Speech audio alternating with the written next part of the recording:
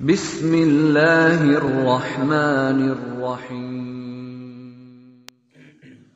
والعاقبۃ للمتقین والصلاة والسلام علی سید الانبیاء والمرسلین اما بعد فاعوذ باللہ من الشیطان الرجیم بسم اللہ الرحمن الرحیم والذین یؤمنون بما انزل الیک وما انزل من قبلک وبالآخرۃ هم یوقنون آمنت باللہ صدق اللہ مولانا العظیم۔ اور وہ لوگ جو ایمان لاتے ہیں اس پر جو اے محبوب تمہاری طرف اترا، تمہاری طرف نازل ہوا، اور اس پر بھی ایمان لاتے ہیں جو تم سے پہلے پر نازل ہوا، اور وہ آخرت کے دن پر یقین رکھتے ہیں۔ الصلاۃ والسلام علیک یا سیدی یا رسول اللہ، الصلاۃ والسلام علیک یا سیدی یا حبیب اللہ، الصلاۃ والسلام علیک یا سیدی یا نور من نور اللہ، وعلی آلک و اصحابک یا حبیبی یا سیدی یا محمد رسول اللہ۔ اللہ تبارک و تعالیٰ کی لا تعداد بے شمار حمد و ثنا کے بعد درود و سلام کا نذرانہ حضور تاجدار مدینہ سرور قلب و سینہ فیض گنجینہ صلی اللہ تعالیٰ علیہ وآلہ وسلم کی بارگاہ میں۔ میرے واجب القدر بزرگ اور دوستوں، نوجوان ساتھیوں، اپنی گفتگو شروع کرنے سے پہلے میں یہ جو ارد گرد دوست بیٹھے ہیں، دور ہیں، ان کی خدمت میں گزارش کروں گا کہ نمازیوں کا خیال کرتے ہوئے ذرا میرے قریب تشریف لے آئے۔ بڑی مہربانی ہوگی اللہ تبارک و تعالیٰ، کیونکہ آج جو باتیں کرنی ہیں ایمان کے بارے میں وہ بہت زیادہ ضروری ہیں اور قابل غور بھی ہیں، اور جو ہمارے اندر خامیاں ہیں صدقہ اس ماہ مبارک کا ہم نے وہ خامیاں دور بھی کرنی ہیں۔ ہو سکتا ہے کہ آج میری گفتگو تھوڑی سی لمبی ہو جائے، تو یہ بھی ناراضگی معاف کیجیے گا۔ رب ذوالجلال نے فرمایا، جو آیا مقدسہ سورۃ البقرہ کی آیت نمبر 4 آپ کے سامنے تلاوت کرنے کا شرف حاصل کیا ہے۔ خالق کائنات نے فرمایا کہ مومنین کی، متقین کی پہچان یہ ہے کہ وہ ان چیزوں پر ایمان لاتے ہیں جو اے محبوب آپ کی طرف نازل ہوئی۔ پہلے بھی نشانیاں بیان ہوئیں کہ وہ ایمان بالغیب یعنی غیب پر ایمان لاتے ہیں، اور نماز سے محبت رکھتے ہیں۔ میرے بزرگ فرماتے ہوتے ہیں کہ بعض وہ ہیں جنہیں نماز پڑھنا دشوار ہے، لیکن بعض وہ ہیں جن کے لیے نماز چھوڑنا دشوار ہے۔ کہ نماز کا وقت ہوتا ہے تو ان کو بے چینی شروع ہو جاتی ہے کہ نماز کا وقت ختم ہو رہا ہے، سب سے پہلے ہم نے نماز پڑھنی ہے۔ بعض کے لیے پڑھنا مشکل ہے، لیکن بعض کے لیے نماز کو چھوڑنا مشکل ہے۔ تو یہ جو چھوڑنے والے ہیں، جن کے لیے چھوڑنا مشکل ہوتا ہے، وہ ہیں اصل اس آیا مقدسہ میں شامل۔ اور اس آیا مقدسہ کے زیر تحت متقین کی پہچان دوسری یہ ہے کہ وہ نماز کو قائم رکھتے ہیں اور اللہ کے دیے ہوئے رزق میں سے وہ خرچ کرتے ہیں۔ چوتھی نشانی یہ کہ وہ ان چیزوں پر ایمان لاتے ہیں جو اے محبوب آپ کی طرف نازل ہوئی۔ میرے واجب القدر یہاں ایک نکتہ عرض کروں، مختصر اختصار کے ساتھ میں عرض کرتا جاؤں گا۔ خالق کائنات نے یہ نہیں فرمایا کہ اے محبوب جو قرآن ہم نے آپ کی طرف بھیجا اس پر وہ ایمان لاتے ہیں۔ میرے محبوب کی طرف قرآن آیا، یہ تو سب کو پتہ ہے، لیکن خالق کائنات نے لفظ کون سے استعمال فرمائے، لفظ کون سے نازل فرمائے؟ میرے رب ذوالجلال نے فرمایا جو آپ کی طرف نازل ہوا، چاہے وہ جبرائیل لے کے آئے، چاہے وہ خواب میں آپ نے دیکھا، چاہے آپ کی زبان مقدسہ سے جو نکلا، وہ ایمان ہے۔ اس چیز پر ایمان رکھنا یہ ہمارے ایمان کی نشانی ہے، ہمارے تقوی کی نشانی ہے۔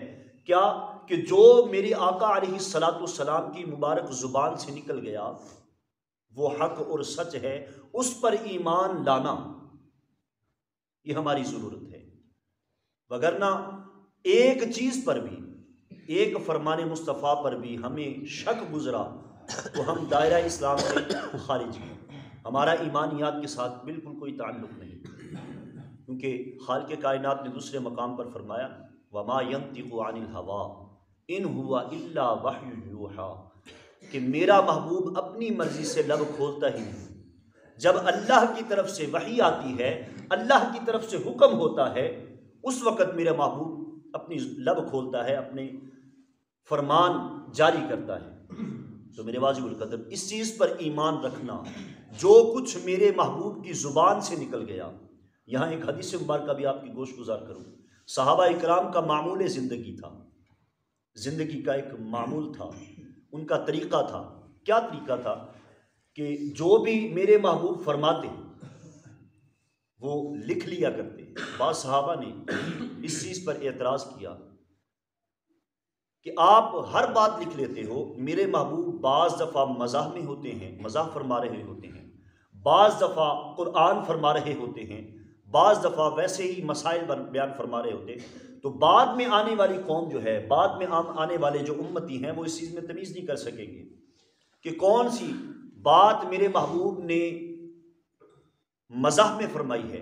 لہٰذا آپ جو ضرورت کی چیزیں ہوتی ہیں ان کو صرف لکھا کریں، باقی چیزیں رہنے دیا کریں۔ تو انہوں نے لکھنا چھوڑ دیا۔ تو سنو میرے محبوب نے کیا فرمایا۔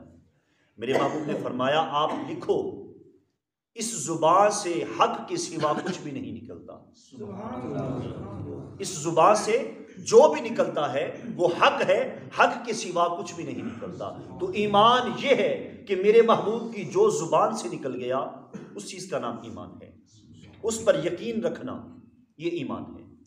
وہ خالق کائنات نے فرمایا اے محبوب جو کچھ آپ کی طرف نازل ہوا اس پر وہ ایمان لاتے ہیں۔ میرے محبوب، میرے واجب القدر، میرے بھائیوں، آج تھوڑا سا ہم نے اس چیز پر بھی غور کرنا ہے۔ ایمان تصدیق بالقلب کا نام ہے، یعنی تیرا دل جو ہے اس چیز کی تصدیق کرے، زبان سے خالی نہ کہتا رہے۔ لا الہ الا اللہ تو ساری زندگی پڑھتا رہے، لا الہ الا اللہ ساری زندگی پڑھتا رہے، مومن نہیں ہو سکتا، تیرا ایمان کامل نہیں ہو سکتا جب تک تو یہ نہ پڑھے محمد الرسول اللہ۔ تو ایماندار اس وقت ہی ہوگا، مومن اس وقت ہی ہوگا جب تو لا الہ الا اللہ کے ورد کے ساتھ محمد الرسول اللہ کا ورد بھی جاری ہے۔ تو میرے واجب القدر، آج ہم ایمان کا دم تو بھرتے ہیں کہ ہم مومن ہیں، ہم سے بڑا مومن کوئی بھی نہیں، دھرتی میں کوئی نہیں۔ ہمارے علماء اکرام میں بھی بہت ساری خامیاں ہیں۔ آج دیکھیے، اچھا کھاتا پیتا انسان ہوتا ہے، اچھا کھاتا پیتا ہے گھر میں، لیکن بیرون ملک جانے کے لیے کتنے ہزار ہمارے نوجوان ہیں جو اپنے آپ کو مرزائی لکھواتے ہیں۔ کبھی غور کیا؟ ایمان اتنا سستا ہو گیا۔ اللہ کے بندے، ہر چیز کا ایک سرور ہوتا ہے، ہر چیز کا ایک کیفیت ہوتی ہے انسان پر، اس کا اثر ہوتا ہے انسان پر۔ مثال کے طور پر ہمارے نوجوان طبقہ جو ہے، ہمارے بچے جو ہیں، ان کو تھوڑا سا غور کریے گا کسی دن کہ کسی کے پاس اچھا موبائل ہو نا، قیمتی موبائل ہو، تو وہ اپنے دوستوں میں بڑا فخری انداز میں کہتا ہے کہ میرے پاس اتنا قیمتی موبائل ہے۔ اگر ہماری جیب میں، میری جیب میں اگر 5 لاکھ روپیہ ہوگا تو میرا لوگوں سے برتاؤ، لوگوں سے ملنے کا انداز ہی بدل جائے گا، اس وجہ سے کہ اس 5 لاکھ کا اثر میرے ذہن پہ ہوگا۔ ہر چیز کا اثر انسان پہ ہوتا ہے۔ تو جب پتہ ہے کہ ہر چیز کا اثر انسان پہ ہوتا ہے، تو پھر جس کے دل میں نور ایمان موجود ہو، ایمان کا اثر کیوں نہ ہوگا؟ افسوس کہ ہمیں اس قیمتی چیز کا، جو سب سے زیادہ قیمتی ہے، اس کا ہمیں کوئی اندازہ نہیں۔ کتنے ہزار، کتنی تعداد ہے بیرون ملک جانے کے لیے صرف اپنے ایمان کو بیچ دیتے ہیں۔ میرے واجب القدر، ہمارے علماء اکرام میں بھی میں عرض کر رہا تھا کہ یہ بہت بڑی خامی ہے۔ جیسے یہ ربیع الاول کا ماہ مبارک آیا تو ہمارے سودے ہونا شروع ہو گئے۔ ذرا غور کیجیے گا، کڑوی بات ہے لیکن سچی ہے۔ اگر سچ ہوئی تو میرا ساتھ ضرور دیجیے گا۔ ہو سکتا ہے کہ میں اس زمانے میں حق کے ساتھ آواز بلند کرنے والا بھی گناہ گار ہو جاتا ہے لوگوں کے نظروں میں، کہ یار پتہ نہیں کسی اور پر اعتراض کر رہا ہے۔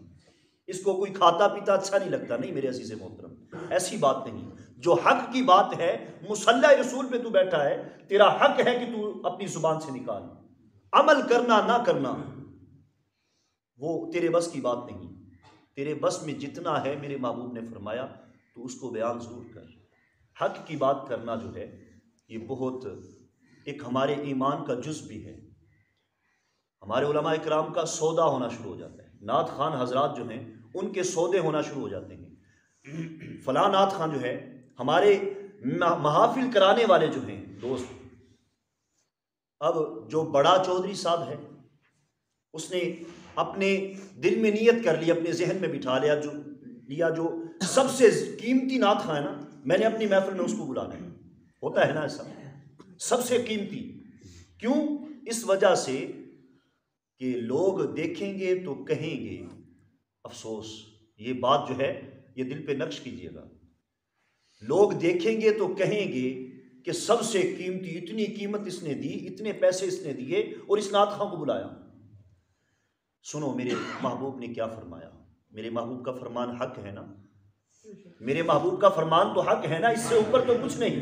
میرے محبوب نے فرمایا ایک زمانہ ایسا آئے گا میری امت میں، ایک زمانہ ایسا بھی آئے گا کہ میرے منبر پر چڑھ کر لوگ بندروں کی طرح ناچیں گے. آج ہوتا نہیں ایسا.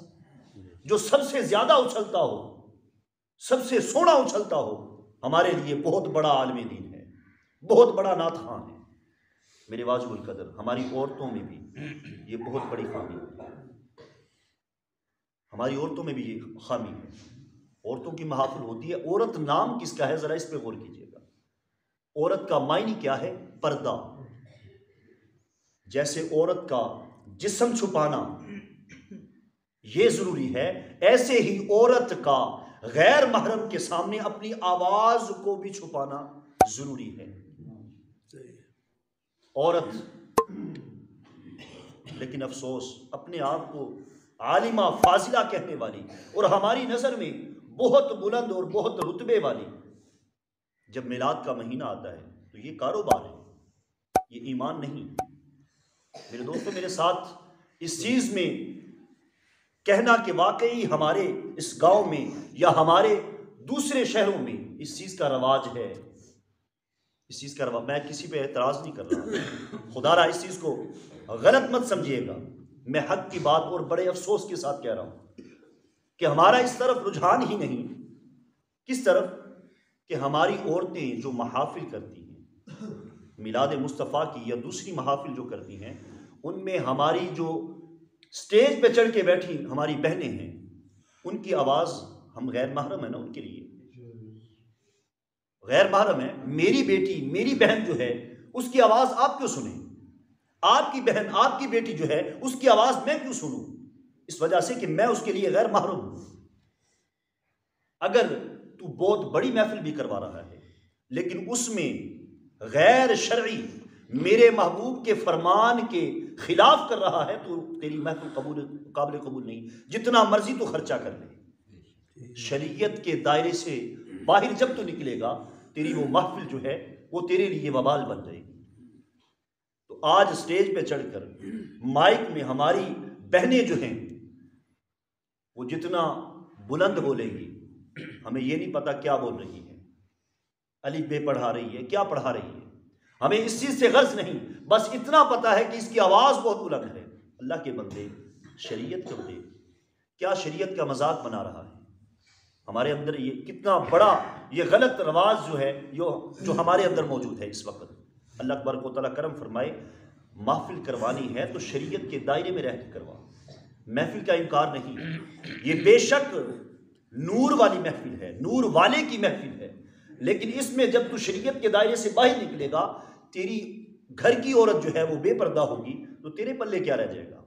تو کس زبان سے کہے گا کہ میں ایماندار ہوں، میں مومن ہوں؟ اللہ تبارک و تعالیٰ کرم فرمائے. اللہ تبارک و تعالیٰ ہمیں توفیق عمل عطا فرمائے. بہنوں کی اگر محفل کروانی ہے تو پردے کے ساتھ. جو بندہ کروا رہا ہے، میں آپ سے متوجہ ہوں، میری توجہ، میرا یہ جو اگلا جو جملہ ہے وہ آپ کے لیے ہے. اگر آپ اپنے گھروں میں محافل کرواتے ہیں تو اس چیز کی پابندی رکھیں کہ ہمارے گھر میں آنے والی مہمان عالمہ جو ہے اس کی آواز ہمارے کانوں تک نہ پہنچے. یہ ادب ہے اس کا، اس کے بلانے کا یہ ادب ہے جو تم پر واجب ہے. کسی بھی غرض کے ساتھ، کسی بھی طریقے کے ساتھ اس کی آواز تیرے کانوں تک نہ پہنچے، پھر تیری وہ محفل جو ہے وہ قابل قبول ہے. وہ ذکر کرے، خفیہ ذکر کرے، خفیہ ذکر کرے، ان کی آواز باہر نہ نکلے. یہ ہے اصل ذکر، یہ ہے اصل محفل. ہاں مرد کی آواز جو ہے وہ جتنی مرضی بلند کر لے، تو نے اپنا ذوق جو ہے وہ مسجد میں آ کے پورا کر لے، مسجد میں جو مردوں کی محفل ہے اس میں اپنا آ کے ذوق پورا کر لے. لیکن عورت جو ہے، عورت نام ہے پردے کا، اس کا خیال رکھ. اس کا خیال ہم نے رکھنا ہے، باہر سے آ کے کسی نے نہیں رکھنا. میں یہ باتیں جو ہیں یہ کسی مقصد کے لیے نہیں کر رہا ہوں. میری یہ باتیں کرنے کا مقصد یہ ہے کہ ہماری محفلیں جو ہیں ان کو لوگ مذاقیہ طور پہ دیکھ رہے ہیں، مذاق بنا رہے ہیں. دیکھو جی سنیوں نے کاروبار، ربیع الاول آیا سنیوں کا کاروبار شروع ہو گیا. اللہ کے بندے ذرا غور تو کر لیں، کیا میرے محبوب نے تیرے لیے قربانی اس غرض سے دی ہے، اس مقصد سے دی ہے کہ آج تیری وجہ سے میرے محبوب کے دین کا جو پاکیزہ دین ہے، جو پاکیزہ دین ہے، ہر شکوک و شبہات سے جو پاک ہے، اس دین کا آج تیری وجہ سے مذاق بن رہا ہے. تو کس دائرے میں کھڑا ہے، کس زبان سے تو ایمان کا اقرار کرتا ہے کہ میں مومن ہوں. اللہ تبارک و تعالیٰ کرم فرمائے، خالق کائنات نے فرمایا مومنین کی نشانیوں میں سے ایک نشانی یہ ہے کہ وہ اے محبوب جو کچھ آپ کی طرف نازل ہوا اس پر وہ ایمان لاتے ہیں، اس پر وہ ایمان لاتے ہیں. وہ کبھی ڈگمگائیں گے نہیں، چاہے لاکھوں روپے ان کو ملتے ہوں، چاہے ان کی قیمت لگ رہی ہو.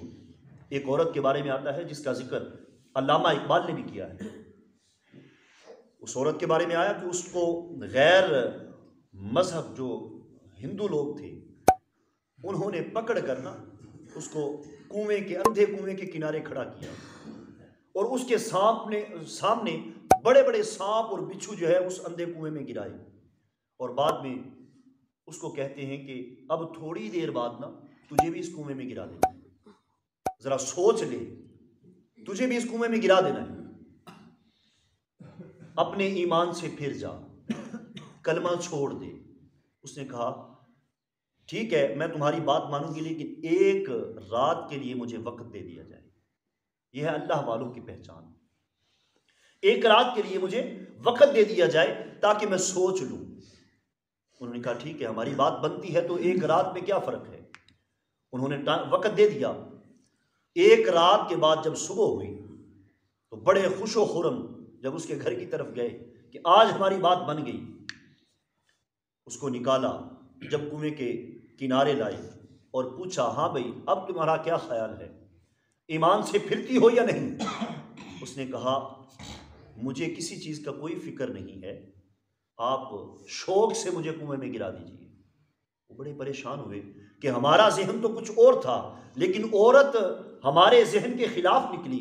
اس نے کہا پھر رات کا وقت کیوں لیا، ایک رات پوری تو نے سوچنے کے لیے لی، تو سوچا کیا پھر، یہ تو کل بھی کہہ سکتی تھی. اس نے کہا کہ ایک تو وجہ یہ تھی کہ ساری رات میں اللہ کی عبادت میں گزارنا چاہتی تھی، اس چیز کا شکر ادا کرنا چاہتی تھی، مولا میرے ایمان کا اتنا بڑا امتحان جو ہے تو نے میرے سامنے رکھا، اور دعا کرنا چاہتی تھی یا اللہ مجھے صبر دینا، مجھے صبر دینا اس چیز پر کہ میں کنویں میں، اندھے کنویں میں جاؤں گی، وہاں بچھو بھی مجھے ڈسیں گے، وہاں سانپ بھی مجھے ڈسیں گے، لیکن یا اللہ مجھے صبر دینا، میں کہیں ڈول نہ جاؤں، میں کہیں ڈول نہ جاؤں.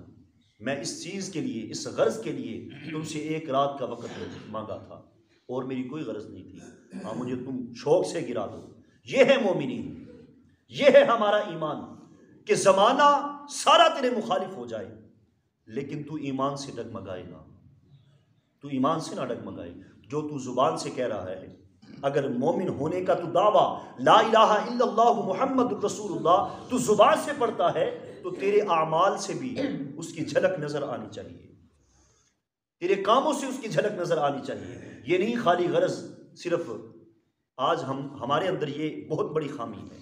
اللہ تبارک و تعالیٰ کرم فرمائے، اللہ تبارک و تعالیٰ عمل کرنا ہمارے لیے آسان فرمائے۔ میرے محبوب نے فرمایا قرب قیامت، ایک اور حدیث مبارکہ یاد آ گئی، اللہ تبارک و تعالیٰ ہمیں عمل کرنا ہمارے لیے آسان فرمائے اور عمل کی توفیق بھی عطا فرمائے۔ میرے محبوب نے فرمایا قرب قیامت، ایمان پر قائم رہنا، یہ نقش کیجئے گا اپنے دلوں پر، اور پھر اس چیز پر بھی غور کیجئے گا کہ ہم کس جگہ پہ کھڑے، اپنے گریبان میں جھانکیے گا، میں بھی جھانکوں، آپ بھی جھانکیں کہ ہم کس مقام پہ کھڑے ہیں، کس دائرے میں ہم کھڑے ہیں۔ میرے محبوب نے فرمایا ایمان پر قرب قیامت، ایمان پر قائم رہنا اتنا مشکل ہوگا جیسے آگ کا انگارہ ہاتھ میں پکڑنا مشکل ہوتا ہے۔ آج دیکھیے ہمارا یہ حال نہیں، ذرا تھوڑے سے ٹکوں پر ہم اپنے ایمان کو بیچ دیتے ہیں، چند ٹکوں پر اپنی رشتہ داری کی غرض سے ہم اپنے ایمان کو بیچ دیتے ہیں۔ میرے واجب القدر، ایمان سب دولتوں سے اعلیٰ اور افضل دولت ہے۔ ایمان وہ دولت ہے کہ جس نے تیری دنیا بھی سنوارنی ہے، تیری برزخ بھی سنوارنی ہے اور تیری آخرت بھی سنوارنی ہے۔ اللہ تبارک و تعالیٰ کرم فرمائے، اللہ تبارک و تعالیٰ قرآن پاک کو سمجھنے کی اور اپنے ایمان کو محفوظ رکھنے کی ہمیں توفیق عطا فرمائے۔ اللہ تبارک و تعالیٰ حق شناسی کی توفیق عطا فرمائے۔ بقیہ حصہ انشاءاللہ عز و جل اس آیہ مقدسہ کا رہی زندگی تو کل میں عرض کروں گا۔ دعا ہے خالق کائنات ہمیں توفیق عمل عطا فرمائے، اللہ تبارک و تعالیٰ حقیقت کی پہچان کرنے کی توفیق عطا فرمائے۔ اگر کلمہ پڑھا ہے، اگر یہ ایمان کی دولت ہمارے پاس موجود ہے تو اس کی حفاظت میرا خالق کائنات فرمائے۔ آمین ثم آمین، وآخر دعوانا ان الحمد للہ رب العالمین۔